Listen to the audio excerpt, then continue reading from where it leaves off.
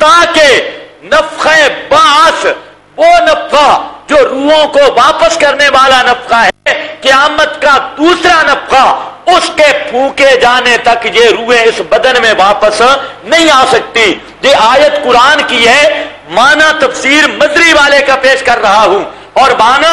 قرطبی کے اندر دیکھنا، امام قرطبی نے اسی مقام پہ لکھا لا یردھا یمسکہ ولا یرسلہ، اللہ پاک روک لیتا ہے اور میت کی روح کو واپس نہیں آنے دیتا۔ کب تک؟ فرمایا الی یوم القیامہ، قیامت تک اللہ پاک اس روح کو پھر واپس نہیں آنے دیتا۔ یہ تو میں بطور تائید کے حوالے پیش کر رہا ہوں۔ اس مسئلہ پر یہ قرآن پاک کی ناطق آیت اور 1400 سال کے مفسرین اس کا معنی جس تفسیر میں آپ دیکھیں گے آپ کو یہی ملے گا کہ وہ روح جو موت والی چلی گئی، یمسکہ ولا یرسلہ لا یردھا الی البدن، وہ بھگوڑا دلیل دے رہا تھا،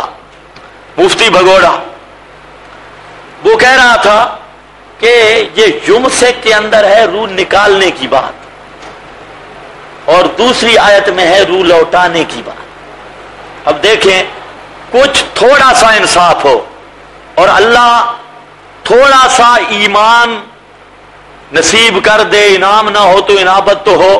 اللہ ان کو انابت دے دے، اتنی ضد میں بڑھ چکے ہیں